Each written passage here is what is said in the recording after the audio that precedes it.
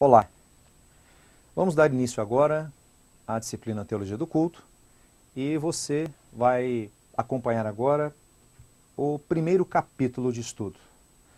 E antes de iniciarmos, eu quero fazer a leitura de um texto bíblico que está em Salmos 96. Salmos 96, a Bíblia diz assim, versículo 4: Pois grande é o Senhor e digno de louvor, é mais temível do que todos os deuses, pois todos os deuses dos povos são coisas vãs. Mas o Senhor fez os céus.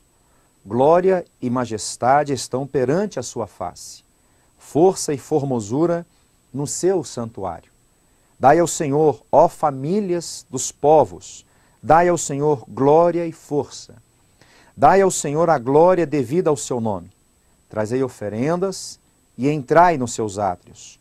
Adorai ao Senhor na beleza da sua santidade. Culto. O culto é a expressão da alma que conhece a Deus e deseja manter um diálogo com Ele. Nós precisamos entender, meu irmão, o culto, quando termina na igreja, ele deve continuar no caminho de regresso para casa e no lar. No capítulo 1 de Teologia do Culto, nós vamos aprender algumas coisas. Nós vamos aprender sobre louvor e adoração, culto. Nós vamos aprender sobre a música sacra e a música profana. Nós vamos aprender os estilos de culto e o pastor, o seu posicionamento frente aos estilos do culto. Nós vamos aprender sobre os sacramentos bíblicos, Santa Ceia e batismo. Qual a importância que temos dentro dos sacramentos? Qual a importância do pastor frente a esses sacramentos? Frente à Santa Ceia, à ministração da Santa Ceia, frente à oficialização do batismo, né? Então, tudo isso nós vamos aprender no capítulo 1. Nós vamos aprender o culto no Antigo Testamento. O texto que nós acabamos de ler agora aqui, no livro de Salmos, Salmos 96, do versículo 4 ao versículo 9, vai nos dar uma referência de qual que era a vontade do Senhor para com o seu povo no Antigo Testamento. Qual que era a motivação, o que o Senhor queria do seu povo no Antigo Testamento. Nós aprendemos, o culto é uma presença do Senhor. O culto tem que ter a presença do Senhor.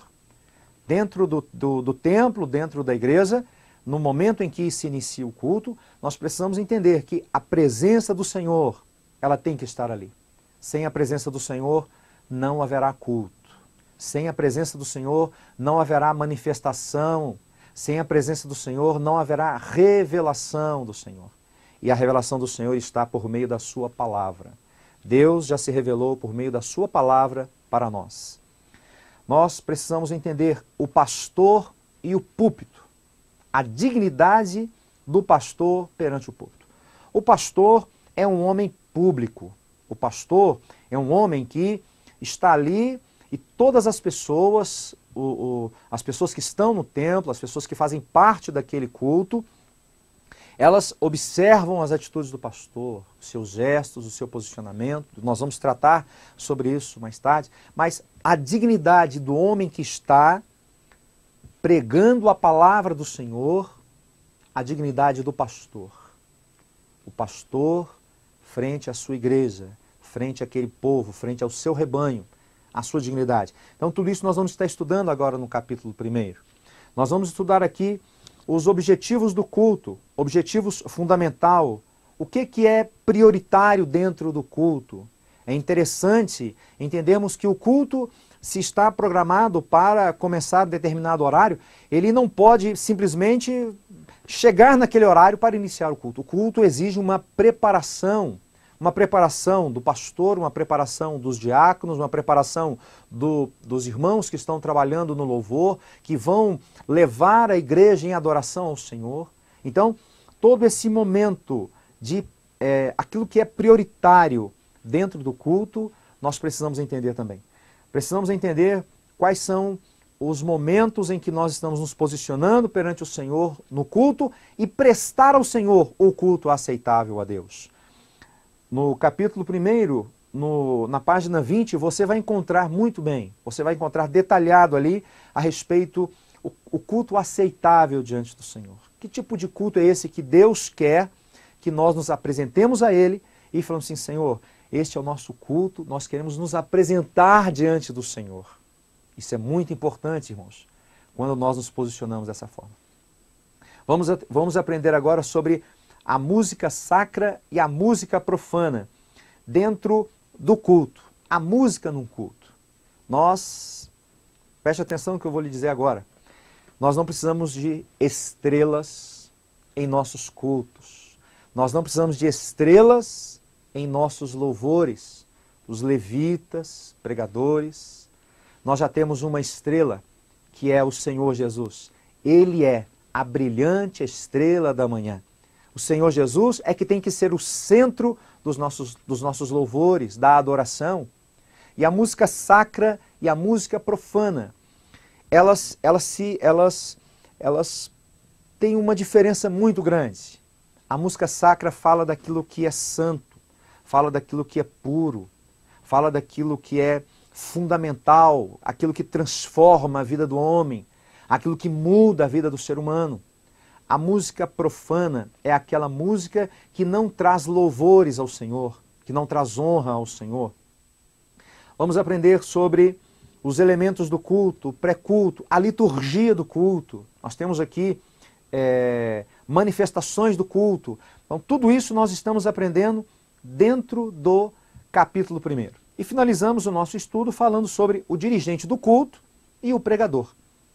Às vezes, em determinadas igrejas, determinados templos, nós temos o dirigente do culto, que é normalmente o líder de louvor, que abre o culto, inicia o culto, começa o culto, e ele traz aquele momento ali. Às vezes ele inicia trazendo um texto, a leitura de um texto bíblico, às vezes ele inicia trazendo uma inspiração, uma motivação para todos que estão ali, um chamamento. Assim, olha, agora nós vamos nos posicionar, vamos iniciar o nosso culto.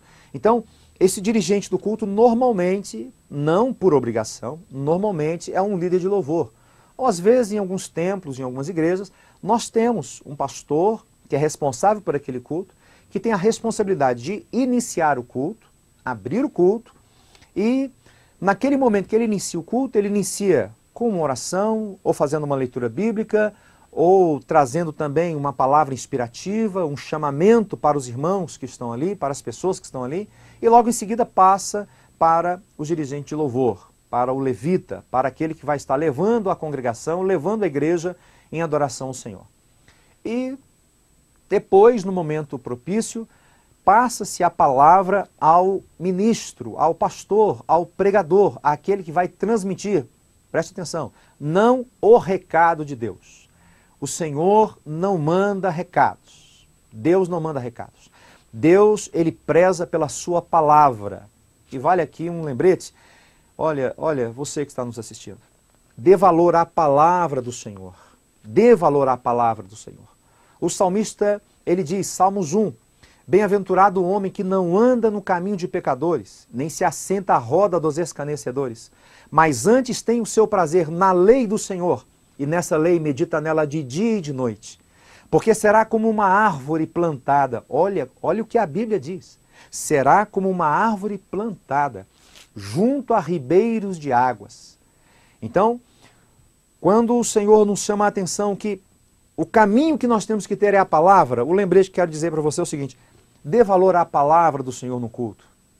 Às vezes damos muita importância para apresentações ou até mesmo para o louvor, e quando separamos o espaço, o momento para a pregação da palavra, para a ministração da palavra, o tempo é mais reduzido e nós temos que entender, a palavra de Deus é a primazia do culto. Dentro deste capítulo 1 de Teologia do Culto, nós vamos enfocar todos esses detalhes que eu lhe passei aqui agora.